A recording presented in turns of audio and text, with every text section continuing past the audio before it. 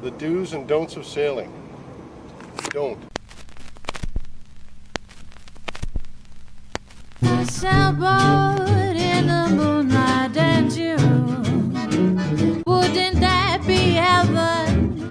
Oh, heaven just for two.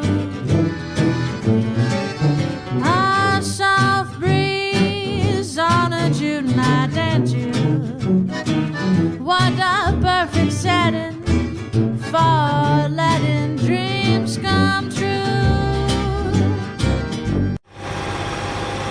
Well, we're heading out of the 79th Street Basin, heading off to go and anchor behind the Statue of Liberty. The Basin was a nice, inexpensive place to stay in New York.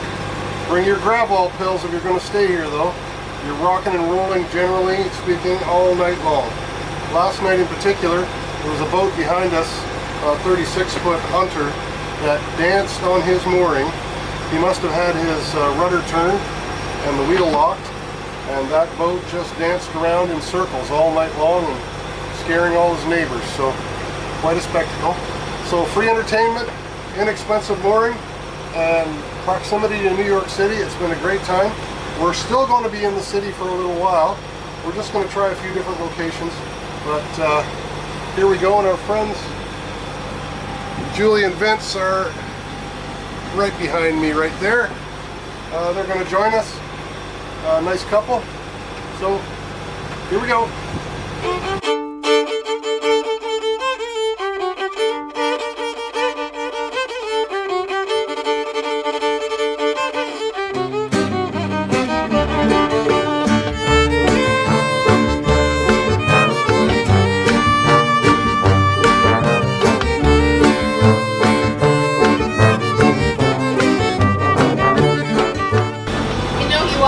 About the New York skyline and you see photographs of it, but until you're here you don't realize how amazing it is. It doesn't end.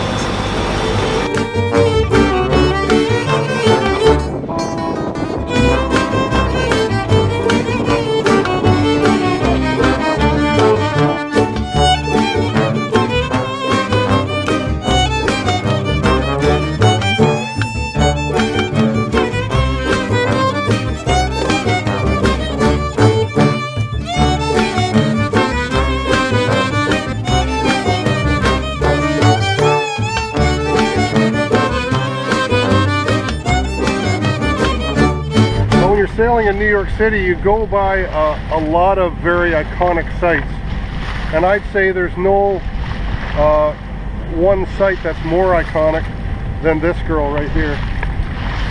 Hope you can see her. She's behind me. The Statue of Liberty rising out of the mist, and she's completely surrounded with tourists. It's Sunday afternoon, so we're zigzagging between the little boats.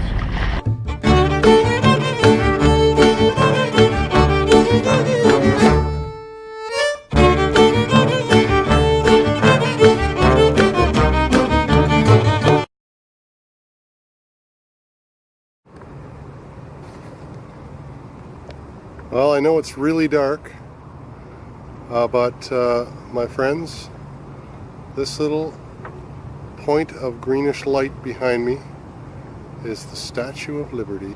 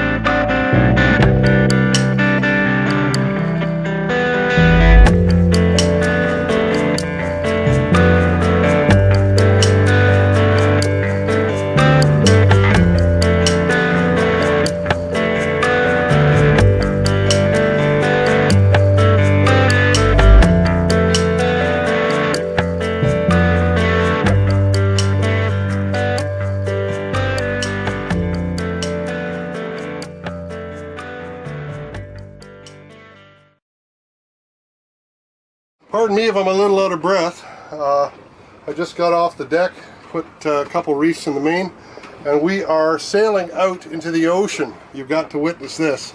So the mainsail's up. We got 2 reefs in it. I got a reef in the headsail as well. So it's only partially out. And Debbie's enjoying a comfortable lunch. Salad. And there's my lunch. And we are sailing. The trick to sailing is not, as many sailors think, to put the boat on its ear as much as possible. The trick is to get forward motion and have your crew comfortable. And we've attained that, I think. So we're about to do about a 12-mile run out into Great Kills Harbour. And we're going to anchor there for a bit, waiting for Hannah and Louie to show up. But And a storm to pass. and a storm to pass. We got a little bit of weather coming down. So just going to adjust my autopilot. Anyway, we're sailing on the ocean, folks.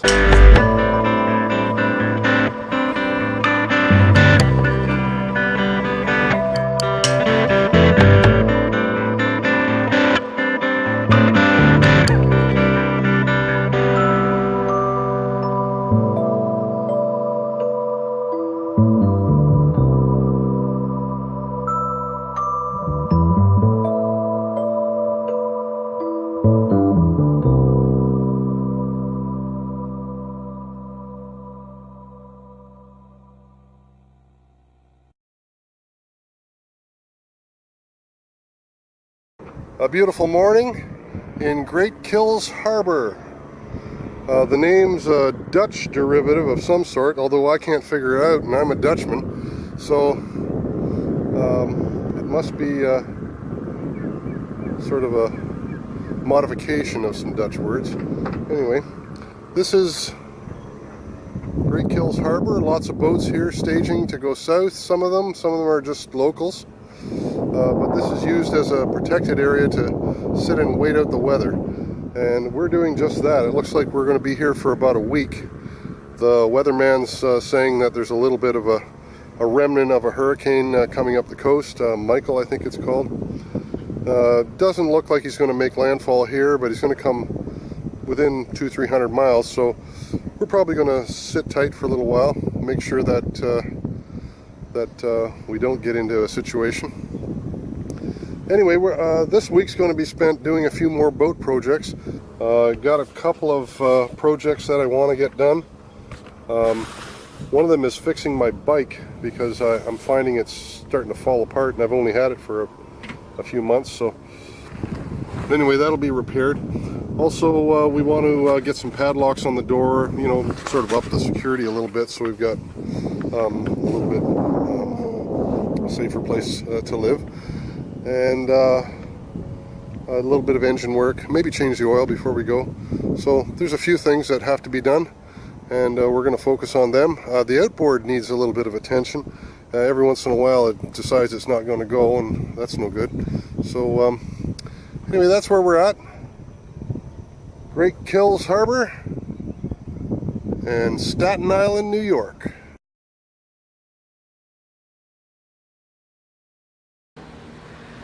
Our boat is filthy. Unbelievable. You see the difference here? See the color? I don't think it's ever been this dirty. Even when we bought it, it wasn't this dirty. But just going through those canals is brutal. And of course we're walking on it all day long. So it's getting a good cleaning today. We're still in Great Kills Harbour, but I want to be prepared so I don't have to clean it to this extent for the rest of the year. I hope. So, can you see the difference on the camera?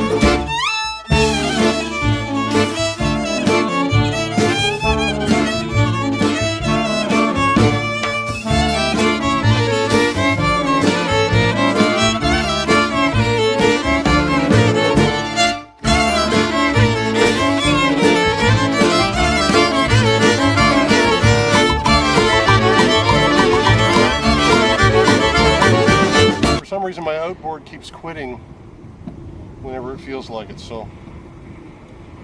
Yes, a Let's great stop frustration to Chris. Yeah. We're in the middle of Great Kills Harbour, and fortunately there's not a lot of wind, but it's failed us again.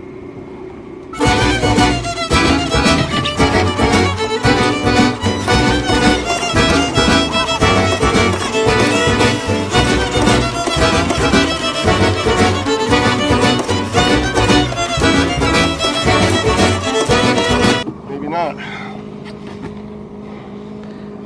Stay tuned. Stay tuned.